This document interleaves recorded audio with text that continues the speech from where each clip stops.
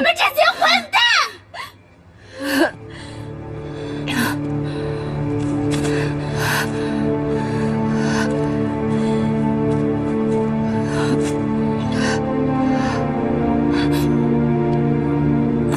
小姐，你没事吧？没事，没事。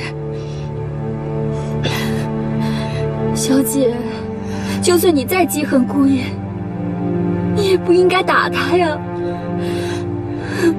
顾砚虽然对不起小姐的地方多了去了，有一件事不假，他对你是真心的。你别听那个红玉胡说八道。苏西，如果连你都能骗过去，那就说明云堂还有救。什么？小姐，你是在用苦肉计？可你又是在针对谁呢？红玉，就是他这个杀千刀的狐狸精，就是他暗算了顾砚。可他中计了又怎么样呢？易云堂，他的机智聪明，李少峰抓他不易，却又放虎归山，显然埋藏着不可告人的目的。我赌红玉对云堂尚存一点痴心，苦肉计让他把恨转移给我，他才会不顾一切的搭救云堂。云堂，来。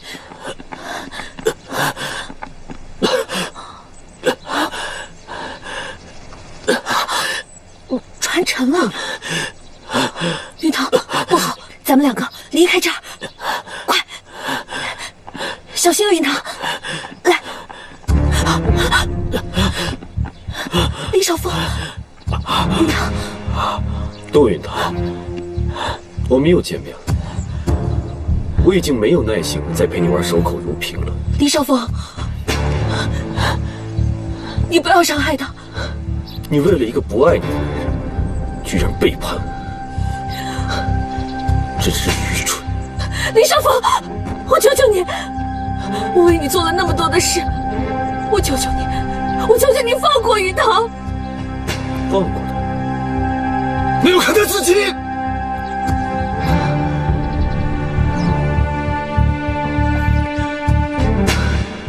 窦云堂，想不想看到童玉婉一尸两命？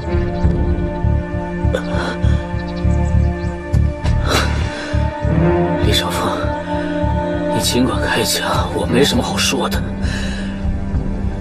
但是我求你，做事像个男人。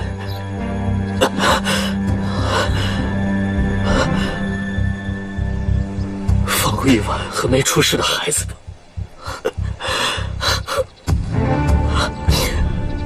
我为了你能赴汤蹈火，你居然要救的还是童玉婉。云堂，你混蛋！童玉堂，你混蛋！放开我！童玉堂，放开！窦玉堂，我会让童玉婉带着满身的血，很快下来陪你，就和当年的清平一模一样。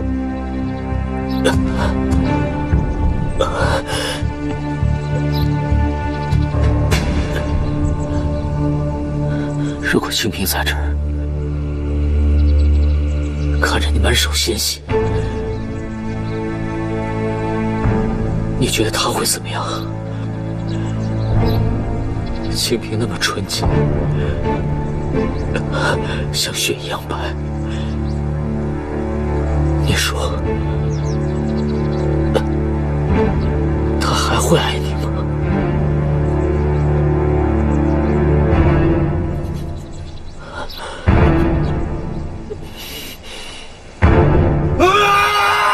不要！云腾，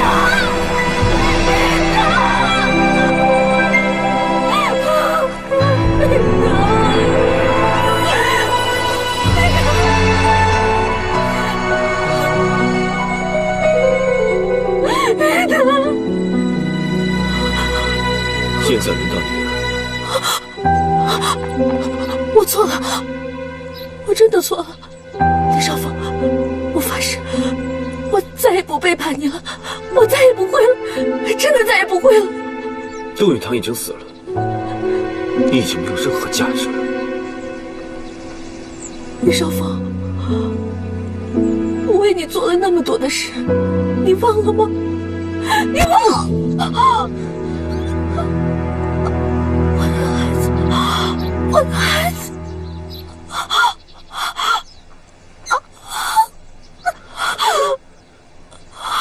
我的孩子，李少峰，求求你，求求你，救救我的孩子！清平，求求你，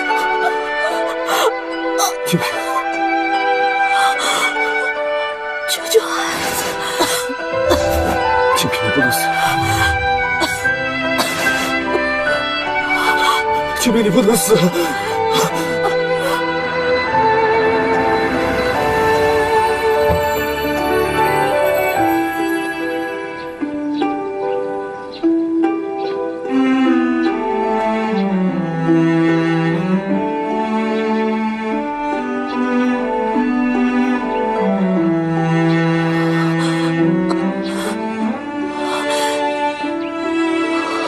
这是我第一次遇见清平的地方，你能不能活下来，就看你的造化了。你，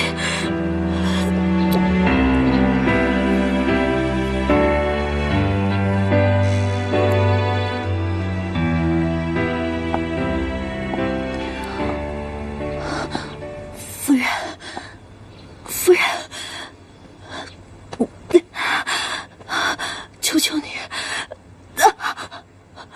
我求求你，求求你收留我吧，红玉一定以死相报。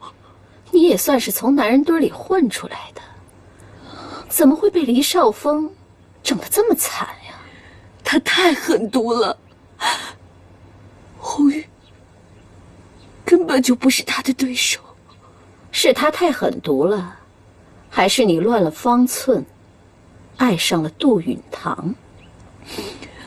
我从来就没有爱过杜允堂，从来没有过。哼，那你就证明给我看，你对他死心了，我才会相信你嘛。是，红玉明白。外面有没有人？来人呐！来人呐！下面有没有人？救救我们！小姐，你要挺住啊！你要挺住！小姐，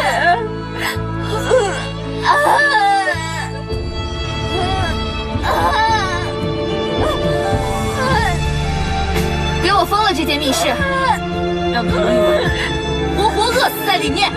住手！你们这些混蛋！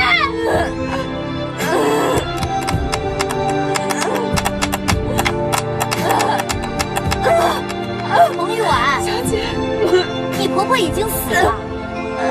顺便告诉你，杜允堂他也死了。你就和你肚子里的孩子，等着到阴曹地府和他们一家团圆吧。小姐，小姐，小姐，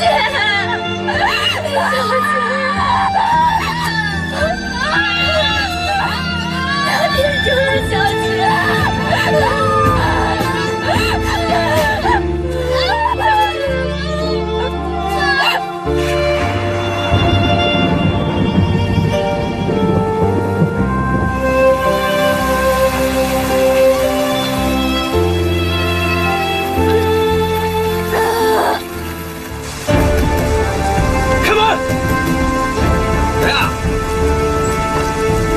童玉婉，玉婉，玉婉，童玉婉，玉婉，大半夜的来杜家干什么？出去！童玉婉在哪里？他说我无论如何要救她出去，耽误就死。是周少爷吗？周少爷，我们在里面，小姐快不行了。周少爷，快来救救我们！哎，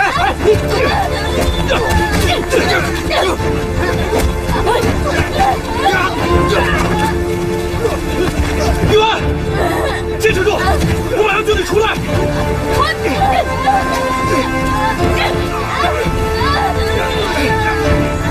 小姐，周少爷来了，周少爷来救我们来了。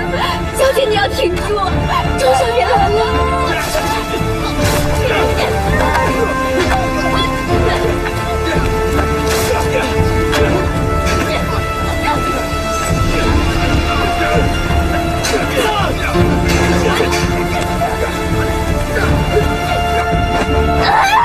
周少爷，周少爷，玉婉，玉婉，你怎么样？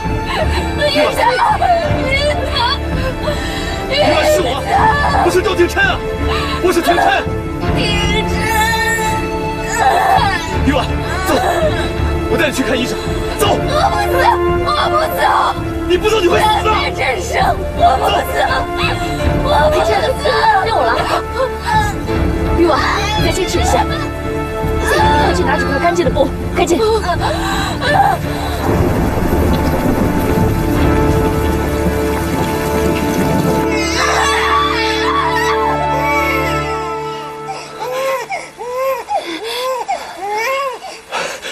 生了，生出来了。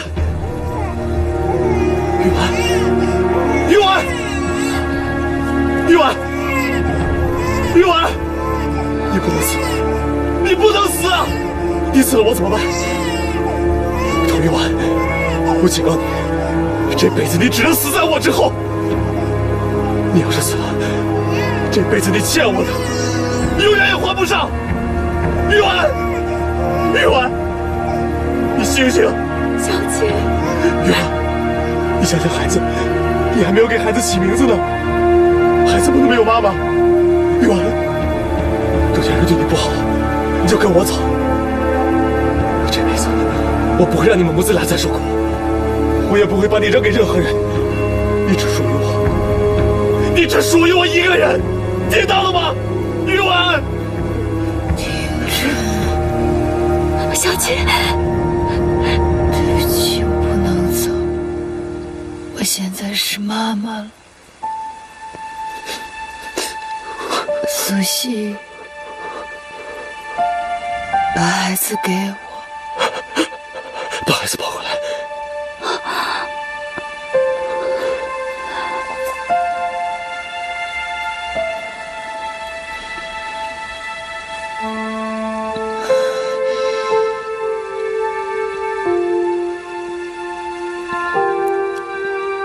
你觉得思堂这个名字怎么样？我觉得允堂他没有死，他一定还活着。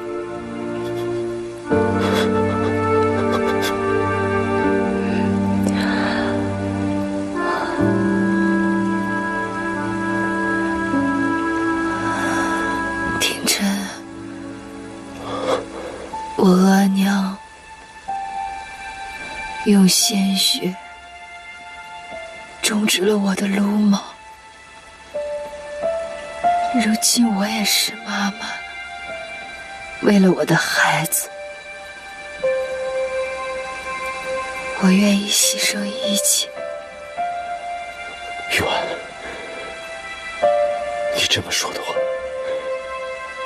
让我从此再没任何理由为任何人惜命贪生了。廷琛，送我回娘家吧。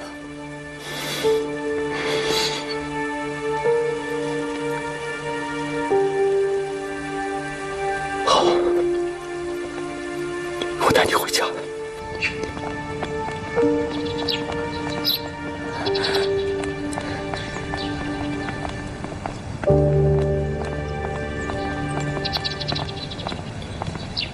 姓周的，你跟童玉婉什么关系啊？你想带她去哪儿？我告诉你，今天谁都别想离开杜家，给我上！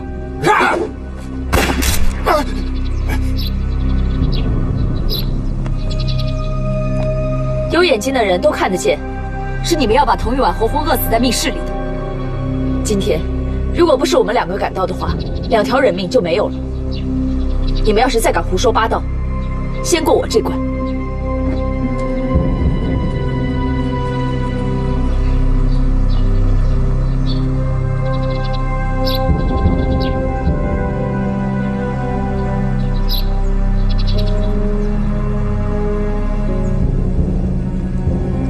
给这个孩子起名字了吗？廷琛，放我下来。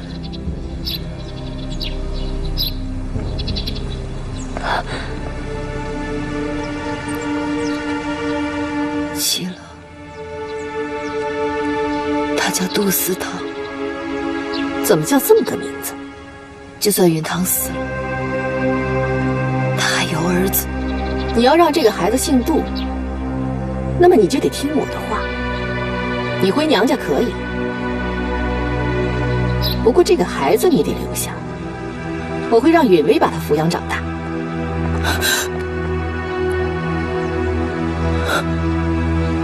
我们母子绝不分离。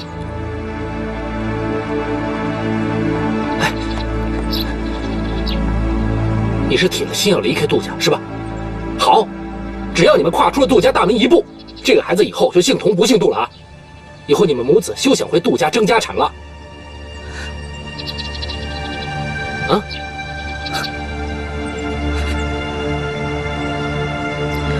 我记得，就是在这个地方，父亲对你们讲，以后要和睦相处，不再相争。这是他临走前最后的愿望，难道你们全都忘了吗？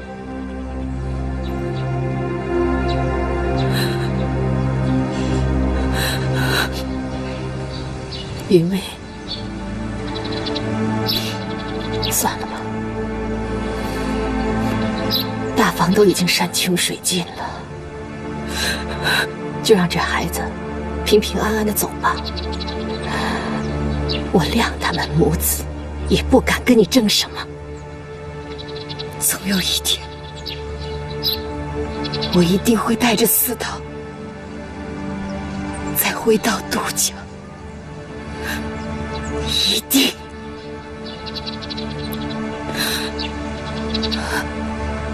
小姐，玉婉，玉婉，小姐流血了，快点送医院。走。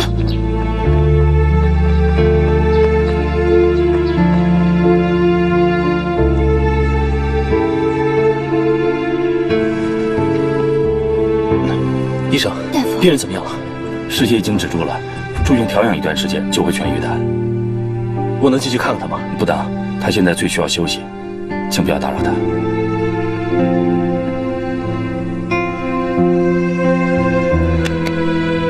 将军还在等着我们呢，战场上瞬息万变，将军需要你保护。该走了。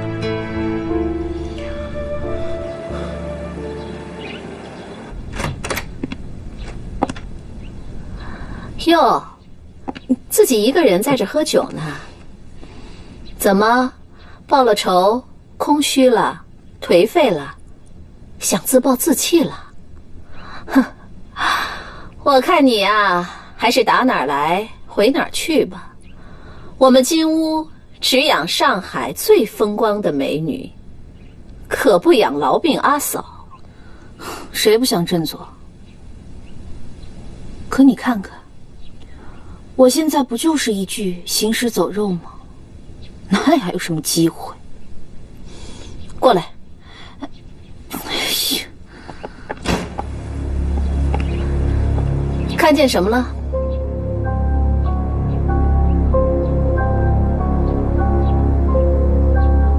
童宅。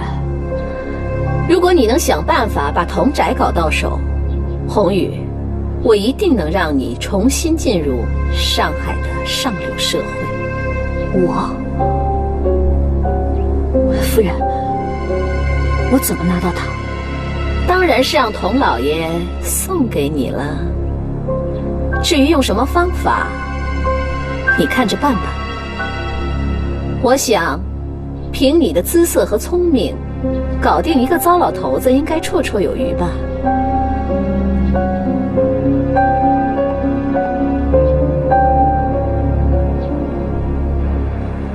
老赵啊，这些都是上好的翡翠玛瑙，在我们童家已经相传了上百年。你看能不能再多给一点钱呢？就这么多，爱要不要？老爷，太少了。算了。谁让咱们是要脸面的人呢？可这简直是趁人之危呀！走吧。二位慢走啊！哎，老爷，慢点。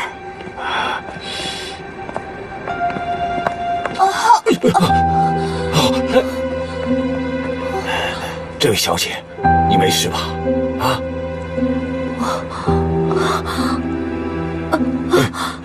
我身子飘，眼前发黑，根本走不了了。这么严重，我给你找个大夫看看吧。好。老爷，她不是杜家的红姨娘吗？她可是我们小姐的仇人呐，咱可不能帮她。童老爷，您可怜可怜我吧。如今杜家家破人亡，我已经没有安身之地了。现在只求你能看在和杜家是亲家的面子上，收留我。大恩大德，我是不会忘的。这个童老爷，怎么了？怎么了？我，童老爷，如果您能收留我，我给您做女儿，给您养老送终。玉婉，她不回家，我替她来照顾您。童老爷，您现在是不是头疼得很厉害？是啊，这是老毛病了。那就让红雨照顾您吧。老爷，万万不可！他一定没安好心的。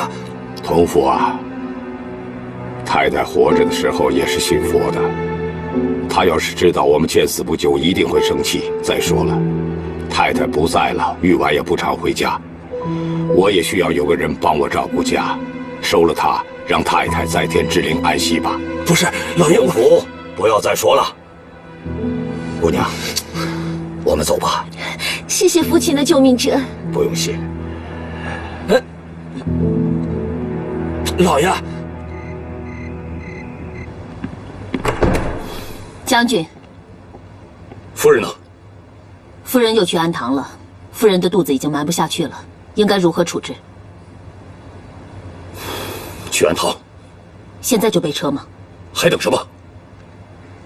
等他把别人的孩子生下来，让所有人嘲笑我沈志佩后院起火，被女人戴着绿帽子吗？这下可遭报应了吧？怎么，只许州官放火，不许百姓点灯吗？你怎么来了？我来我姐夫家需要打报告吗？刚才我是实在听不下去了，才这么说的。其实这几个月，你也留在上海的。雪梅的孩子怎么就不会是你的呢？你不知内情，理财常好。是，我是不懂内情，可是我觉得雪梅这个女人不错，她对姐姐挺好的，对你的花心也处处都没有怨言。不要听风是风，听雨是雨的怀疑她。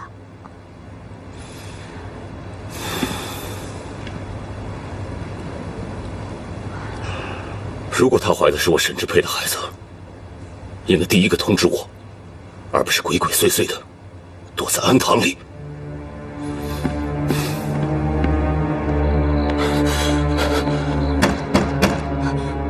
雪梅，雪梅，开门，是我。来了。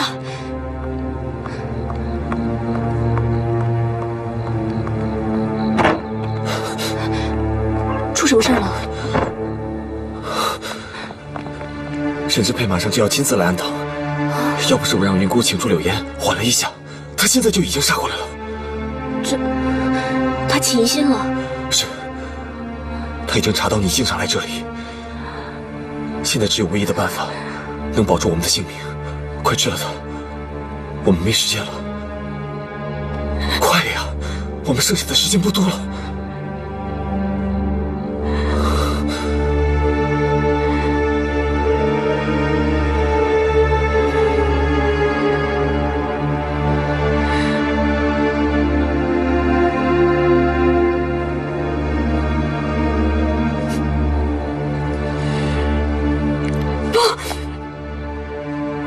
我不能这么做，他是我的孩子，我不能伤害他。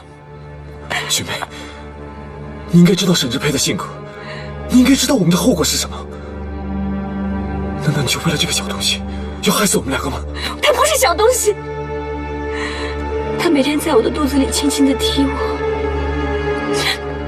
让我感觉到我肚子里面有一个小生命在奇妙的成长。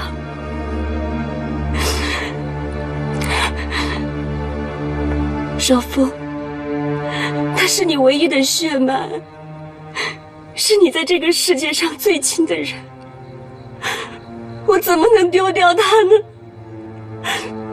我不能。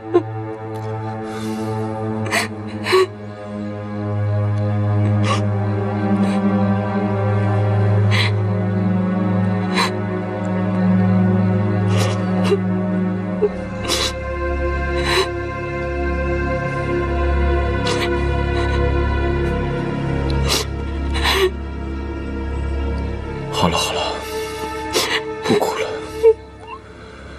针不打掉了，以后的一切我会来处理，我不会让你任人宰割。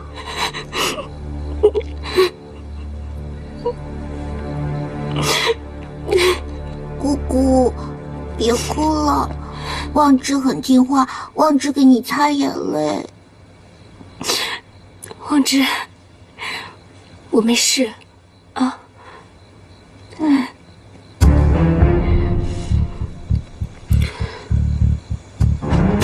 望之，想不想妈咪？想。那我带你去找妈咪好不好？好。你要干什么？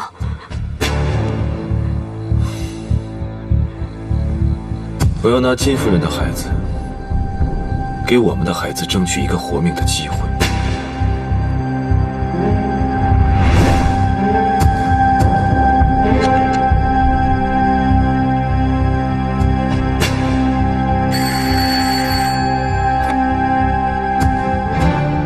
喂，金夫人，我想做件好事。我想成全望之，认祖归宗。你葫芦里卖的什么药？沈之佩这回战事不顺，情感比较脆弱，我想他对亲情会很在意。父子相认的场面一定感人。为了父子相认，我可以付出一切代价，但是望之有什么闪失的话，我会不惜一切代价把你给杀了。你放心，这个计划万无一失。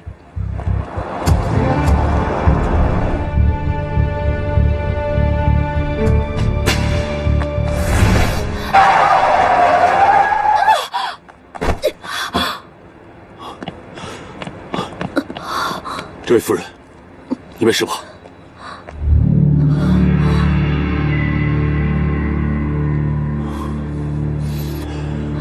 你又要搞什么鬼？我必须见你一面。我不是为了日本人，放开！我是为了我们的孩子。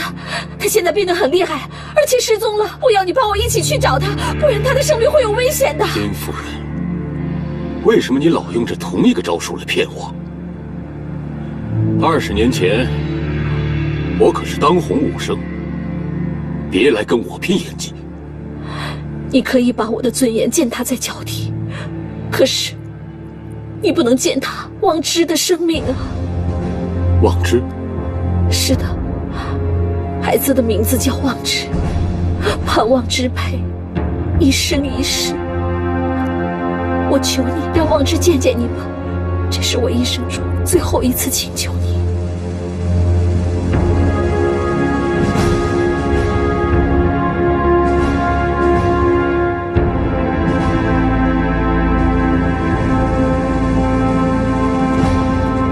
望之，望之。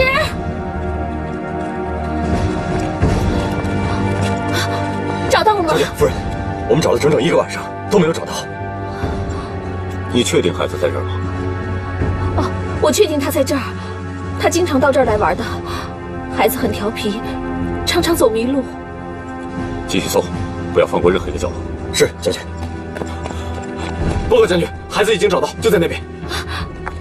望之，望之，妈咪，妈咪来了，妈咪来了，妈咪，我看看你，你没事吧？妈咪，哎呀，想死妈咪了，想死妈咪了。妈咪，我想你。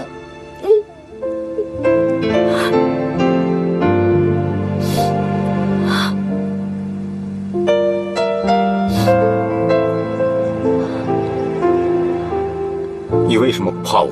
我为什么要怕你？你叫什么名字？金望之。将军，你抱抱望之吧，他等待这一刻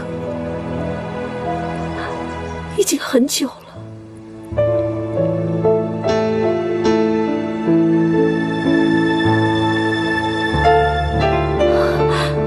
望之，快去吧。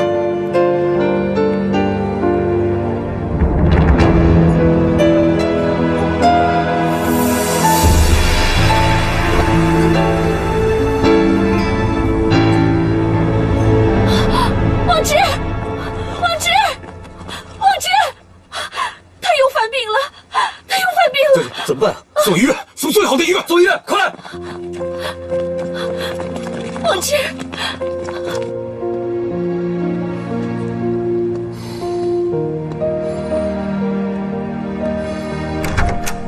啊，大夫，孩子怎么样了？将军，这孩子是遗传性心脏病，可能是昨天晚上天气太冷，这孩子身体虚弱，得了感冒，从而引发心力衰竭。以目前的医学水平，我们已经无力回天了，实在是对不起。儿子，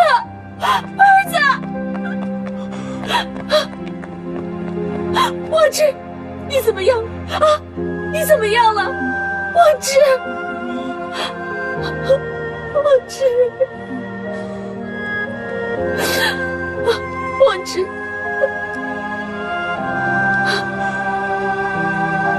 你真的是我爸爸吗？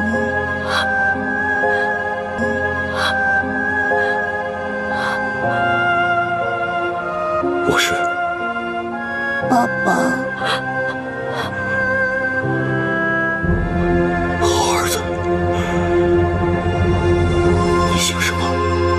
金望之。不，从今天开始，你姓沈，叫沈望之。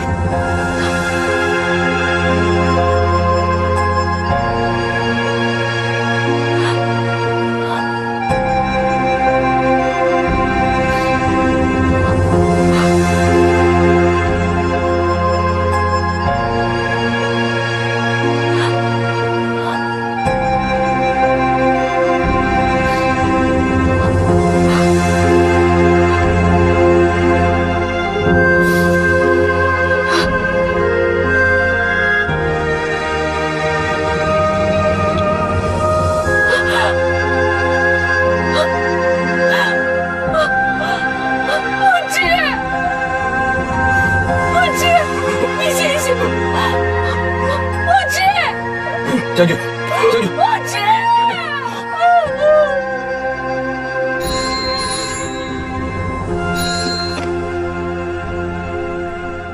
我知道，李少峰这次杀了你，但他对大日本帝国还有用，我要你保住他。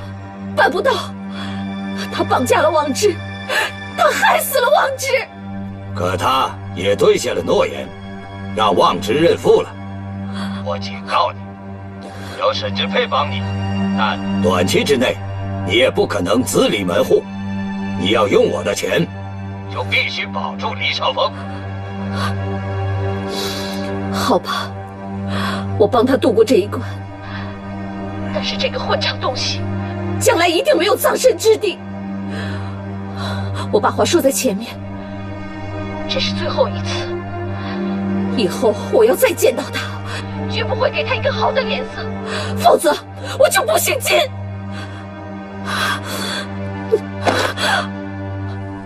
医生，我要听真话。将军的心脏问题跟望之是一模一样，只不过望之的先天症候更为严重。虽然在生命的最后半年接受了最好的治疗，结果还是无力回天。将军，您的体质非常好，只要您记住，要制怒，要凝神，您就可以安享天年。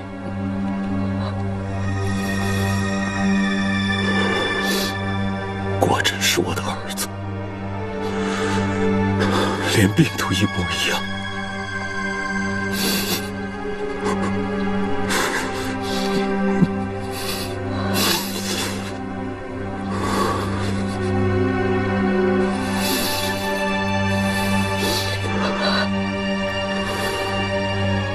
望之为什么会离开金屋？他这最后半年都遭遇到了什么？望之被贪财的保姆伙同绑匪绑架了，我正要去付赎金，他自己逃了出来，幸好被雪梅夫人所救。望之不敢说出我的姓名，所以雪梅夫人一直把他安排在安堂内，细心照料。这就是雪梅经常去安堂的原因。好了，你好好养病吧。再见。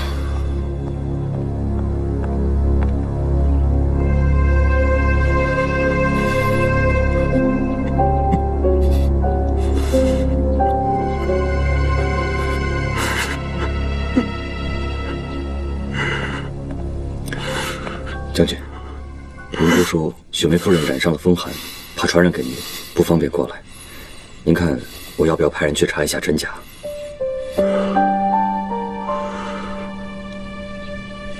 不用了，方头。将军，准备一下，我们回前线。是。将军，您真的打算不再追求夫人了吗？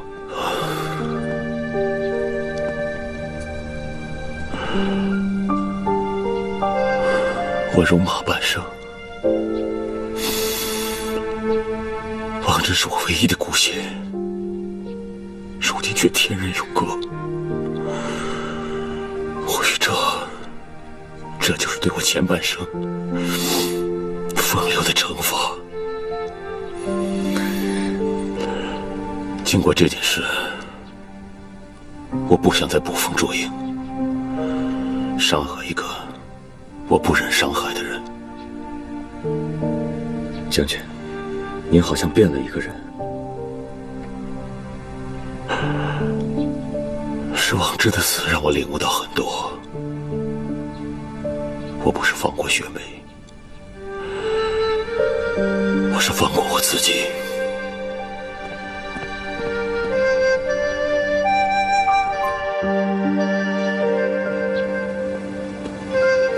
小姐，你真打算出院吗？我看你走路都发飘，能行吗？住院费是无底洞，能少住一天就少住一天。周少爷留给咱们的钱还是200多块呢，你先别为钱发愁。苏西，你拿着这笔钱，再去登一些寻人启事。我不相信允堂就这么不明不白的死了。小姐啊，咱们还是留点钱傍身吧。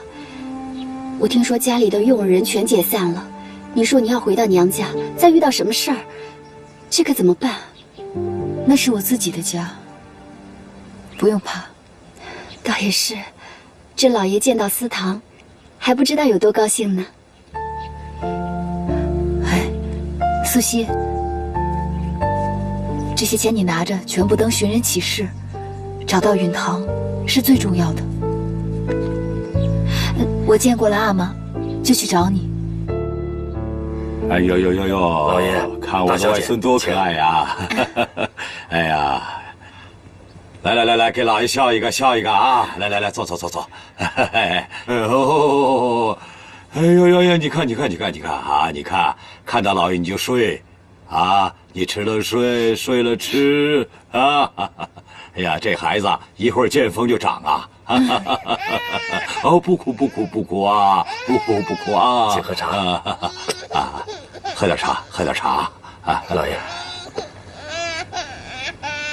玉婉呐，我这么长时间也没抽空到医院去看你，你怎么没出月子就回娘家了？住院费太贵了，我只能带着司堂回娘家。司堂身子也太弱，我想找个中医给他看看。怎么，他们杜家不管你住院费？现在的杜家不是从前的杜家了。我在医院的这段日子，也只有大嫂看过我一次，其他人巴不得我们母子从他们眼前消失呢。哎呀，别说这些了啊，女儿啊，吃点补品，好好补身子啊。不是说家里的佣人都遣散了吗？这个，以前的那些佣人都走了，这是新招来的。不哭啊！哦，这不是额娘的陪嫁吗？以前额娘只有逢年祭祖的时候才端出来，现在怎么被当成茶碗用了？哎呀，我是睹物思人呐。你额娘离开这么久，我也只能对着这些东西想她。阿妈，逢年过节拿出来看看就行了，用的多了，难免磕着碰着，额娘在的话又该心疼了。母亲会理解父亲的。你怎么会在这儿？我现在是父亲收养的义女，我还得叫你一声姐姐呢。怎么，你很吃惊吗？阿玛，你忘了他是什么人吗？你怎么能收养这样的人做女儿呢？哎呀，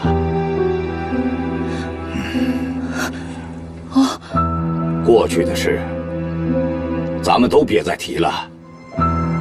红玉这孩子，没你想的那么坏，他一直在帮我，照顾我。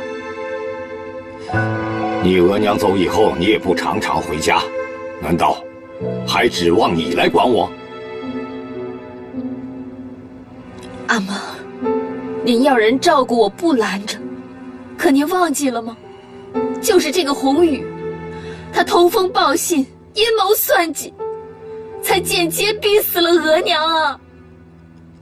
哎呀，不能总往坏处想。红玉把我当成亲生父亲，一点儿都不嫌弃我麻烦。他对我很好，下厨房给我做饭，帮我调理身体，怕我累着，任何事情他都亲力亲为。我晚年能得这么个女儿，我也知足了。知足？阿妈，有我照顾您还不够吗？为什么您就非得相信他？您这么说，女儿会心寒的。我也是怕拖累你呀，你额娘是怕你抽不出时间来照顾我，所以显灵让他来照顾我呀。父亲，阿妈，额娘不会这么糊涂。玉婉，难道你回到娘家就是为了教训你爹吗？啊，你要是真疼我，那就把杜家的财产多分点给我，好让我度过这个难关。哎呦，父亲，阿妈，啊，您真忍心这么对待女儿？您居然让我回杜家，帮您争家产。如今，父亲的工厂头寸很紧，我们且得预备着应付困难呢。我们？谁跟你是我们？认了父亲，我就是童家人了。哎呀，要知道啊，童玉婉，我这个妹妹在替你尽女儿该尽的孝。妹妹，你也配让我叫你妹妹？我配不配，父亲说了算。嫁出去的女儿，泼出去的水。你现在有什么权利回童家蹭饭吃啊？童玉婉，你搞清楚了，这不是杜家，由不得你在这撒野。这里是童家，我是童家的独生女儿。我和我亲阿玛说话，难道还需要你允许吗？父亲生病的时候只有我在，我赡养父亲比你尽职。父亲想不想跟不孝女说话，我听他的。父亲，走，咱们走。来，走。哎，头又疼了，父亲。啊，没事。慢点啊，父亲。阿玛，慢点啊。阿玛，阿玛。父亲，你要是再不回头，就没有我这个女儿了。童玉婉，我自己就没有亲生父亲，所以我当老爷是自己的父亲。我愿意为他端茶倒水，尽孝道。日后生老病死，我一个人全包。所以呢，有没有你这个不孝的女儿，都没关系。红雨，你给我住口！我说的不对吗？你的心都在杜家，忙得连父亲需要的天伦之乐都顾不上。父亲他孤苦伶仃啊，以后的日子会更难过。真的有一天他瘫在床上了，还能指望你吗？阿玛，你难道忍心让这个无耻的女人赶走你的女儿吗？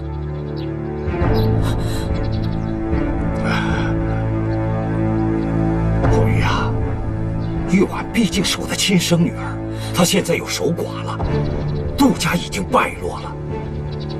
你不让她住下，让她上哪儿去啊？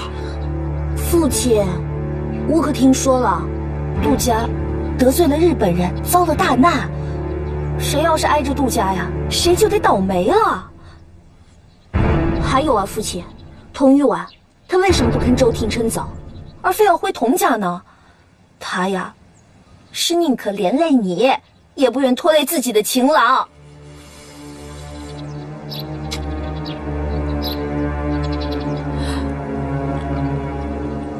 哎呀，我的脑袋瓜子疼得太……父亲，怎么了？太疼了。是不是血压又上去了？哎呀，这里啊，风太大了，我送您回屋吧。走，阿玛，你是生病了吗？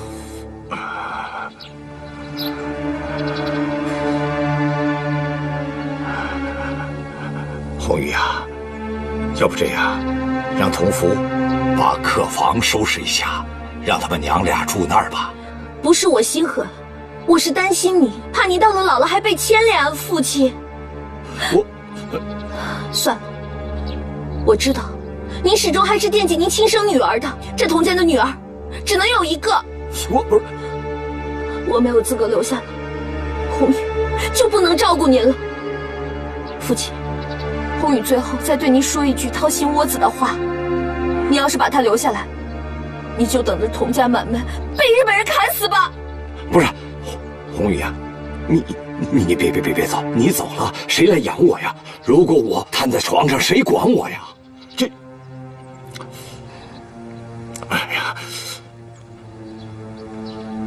女儿啊，爹求你了，你还是去找周廷琛吧，就他不怕日本人，你就不要再难为爹了。阿宝，我是您的亲生女儿，您真的忍心要赶我走吗？父亲生病，是我衣不解带的照顾他，才让父亲他选择相信我，这也是对我辛苦的回报。不过佟玉婉，即使你不在，我也会好好照顾父亲的，为了我自己，也是为了你们整个佟家。好了，不要再说了。你多给他一点钱，你们俩都是我的女儿，我想着谁都不对，烦死我了。父亲，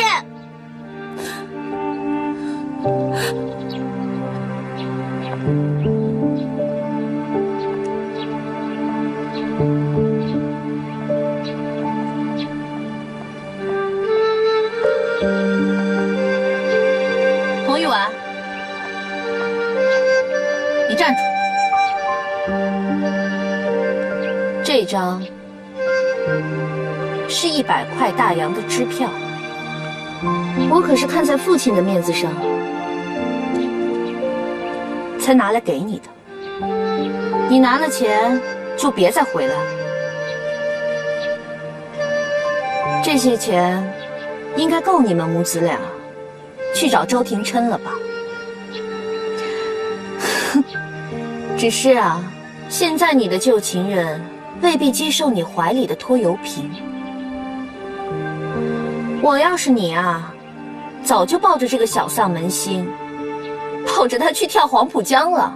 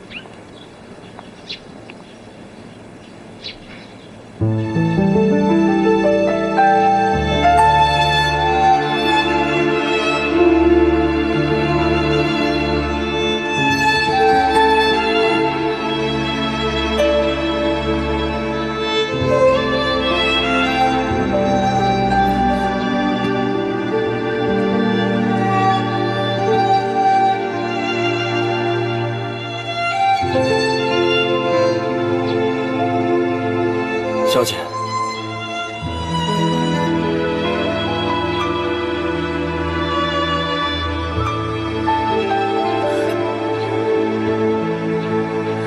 小姐，这些是你没出嫁的时候在家里穿的衣服，你带上它，也好与我喜喜欢欢。这个镯子是太太赏给我的，你带着它，也能备个急用。佟叔，这手镯是你留着养老用的。都什么时候了，救命要紧呐！小姐，我是看着你长大的，可我现在能帮你的，也就这么点儿。要是太太还在的话，那断断不能让你们母子俩受这种委屈呀。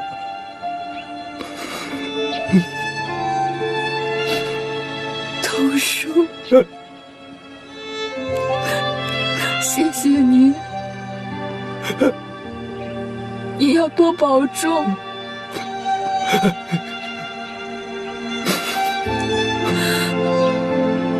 我走了，这里不是我的家。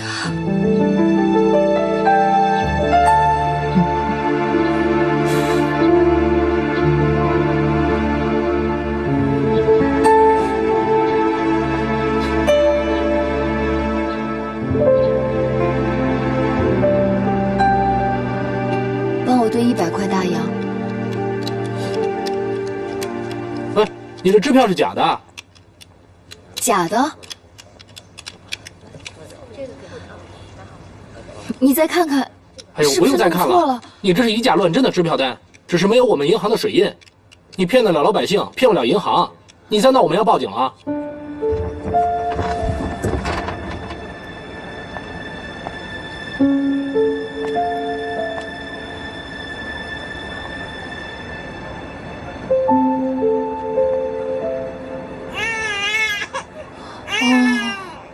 不哭，啊，不哭不哭，思航，啊，怎么这么烫？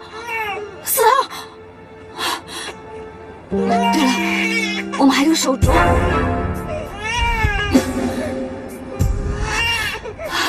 当铺，当铺。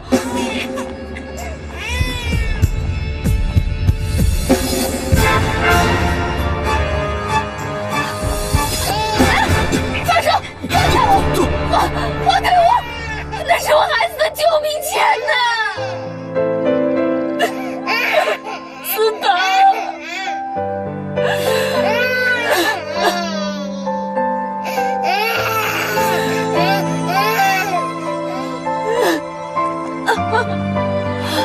没钱你来看什么病啊？我们这儿又不是积善堂。我求求你们了，先给我孩子退退烧，我马上就去凑钱。不行，这孩子先天不足，轻易救不活的，赶紧走。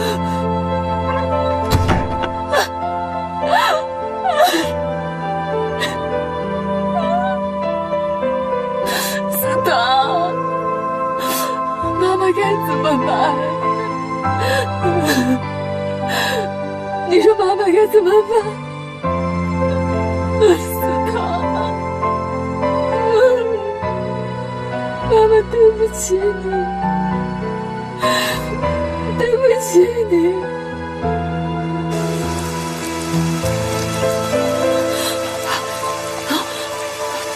我要见我阿玛！开门呐！开门！开门呐！有没有人啊？我要见我阿玛！开门啊！来人呐！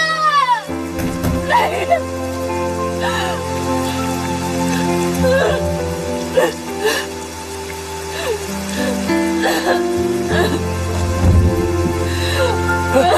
小姐，小姐，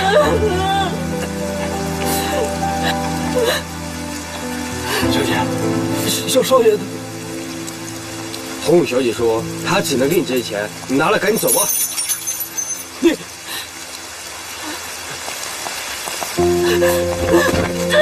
小姐，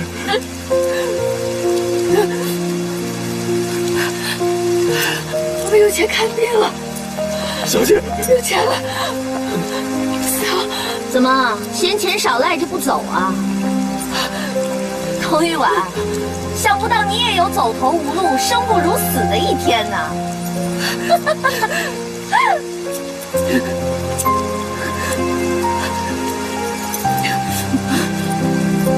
思达，有钱了，有钱了！你再睁眼看一眼妈妈，思达。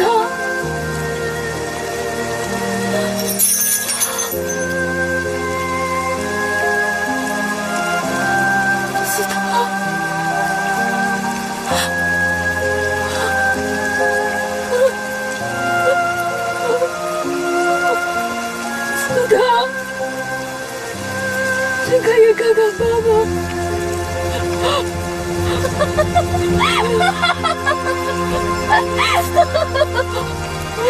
现在你的孩子可以去找我的孩子作伴了。那里有孩子们的爷爷奶奶，还有你啊，我不会孤单的。思达，童玉婉，你终于得到报应。这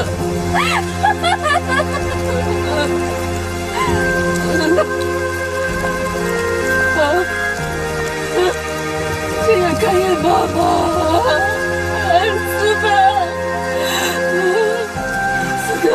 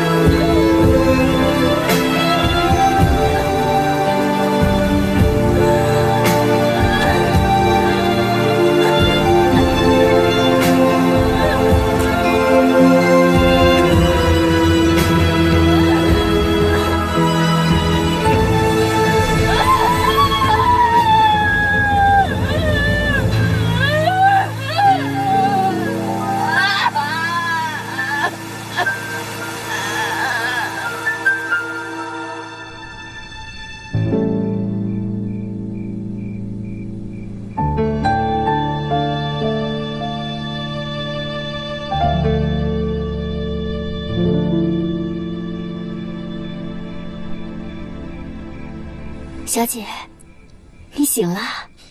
苏西，这是哪儿？这是婉居。柳岩师傅从黎少峰手里把婉居盘回来了。婉居。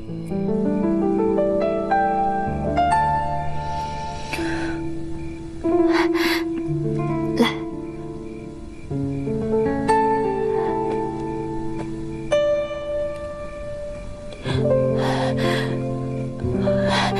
这是刚熬好的鸡汤，趁热喝了吧。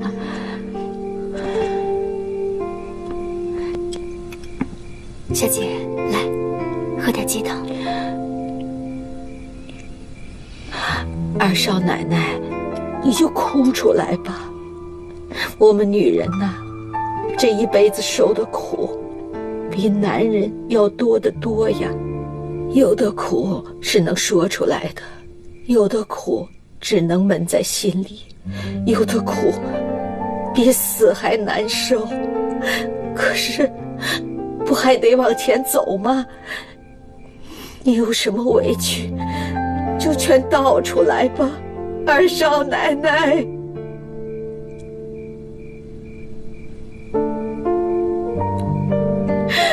这就对了，这就对了，哭出来就好啊。这满天乌云下一场透雨，这不就见晴天了吗？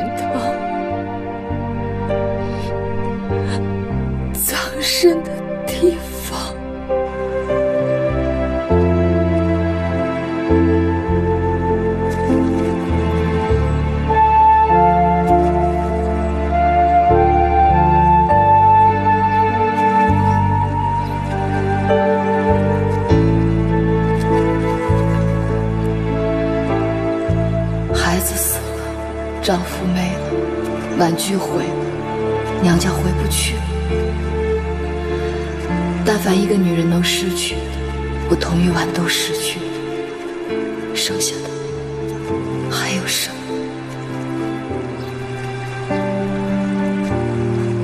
二少奶奶，您看，前面就是京邦街的老码头了。唉，为了这个破地方，不知道害死了多少好人。如果不能为中国人保住它，死去的人就白白丢了性命。二少奶奶，苏西让我过来看着您，说您经历了这个世上最悲惨的事情，怕您想不开。但我觉得她没看明白，您心里那股韧劲儿又回来了，您垮不了。我唯一剩下的是心，谁也夺不去，回不了，抢不走。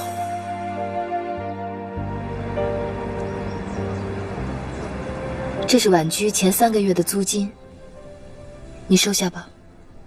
素汐和大头把他们这些年攒的积蓄借给了我，这个你拿回去。这里是你的产业，这里的一草一木都有你的心血，这房租我不能收。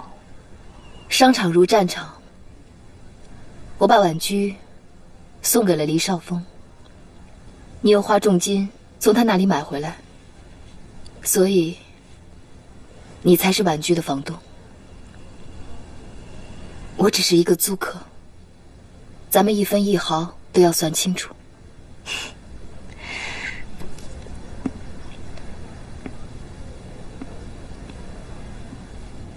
你变了，我记得你原来你是最不爱看账目、算细账的人了，怎么这次算得这么清楚？从前我和允堂都太感性了，太自我，所以才酿成了一次次的大祸。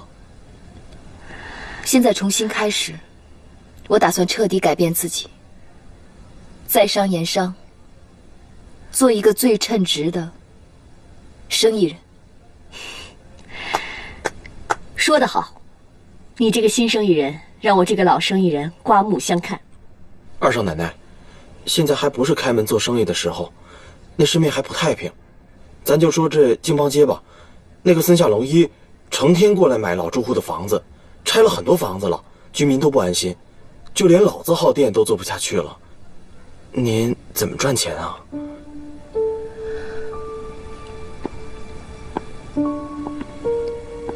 京邦街拆了很多房子，这也许就是商机。我们倒可以做一种生意。什么生意啊？地产也好。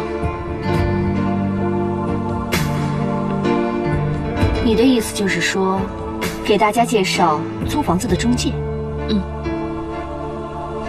这个行业不适合你做，它既辛苦又琐碎，主要是它只能养家糊口，没有什么前途的。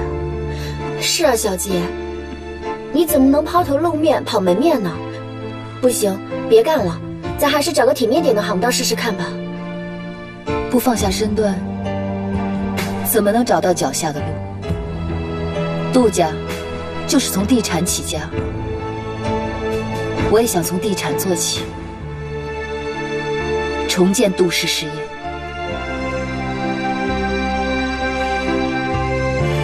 小姐，真替你高兴，老天保佑，您这么快就好起来了。不赶快站起来，所有的恶人都会踩着你的身子往上爬，不给活路不说，还会留下一身的污垢。好，小姐，我就跟着你当房伢子。也算我一个。嘿，谁天天念叨着我大头只见素汐一眼就马上回去跟周大哥学真本事的？要走快走啊，可别到时候怪我是美人计拖你后腿。大头，你周大哥最近怎么样？不太好，每天就忙着保护将军、刺探情报，都受2回伤了。哎，不过那个敏如天天跟在大哥身边，只要大哥一受伤，她的机会就来了，又是疗伤又是安慰的，连我都插不上手。这是好事儿。你周大哥应该找到属于他的幸福。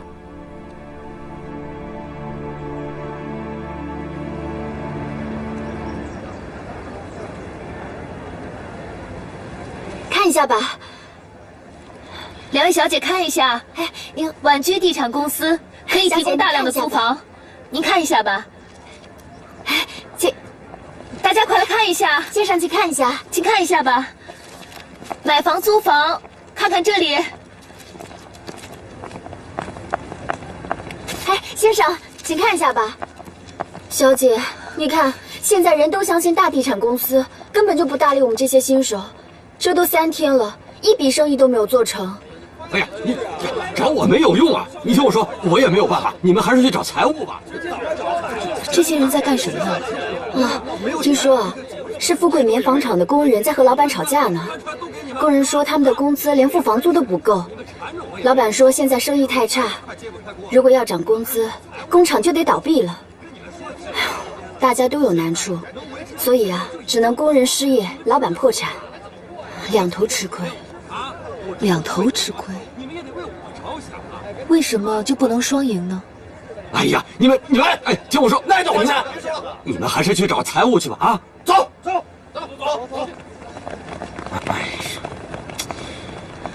哎，毛先生，您好，我是婉居地产公司的老板，我可以为您提供最好的工人租房方案。我说房伢子，你是在做买卖呢？还是拉客呢？我最讨厌拦路推销的，滚开！毛经理，您的工人需要住房，而以他们的收入，只能住在房价便宜的偏远地方。他们每天往返路程需要很长的时间，时间一长，根本无法忍受。你的棉纺厂想要留住熟练工，必须解决租房问题。你说的租房，在哪个地段？你知不知道老杜家的旧码头啊？地段倒是不错，可是现在那里根本没有大批量空房子。会有的，10天之内。10天之内？好，如果你真能做得到，我毛富贵就是你第1个大客户。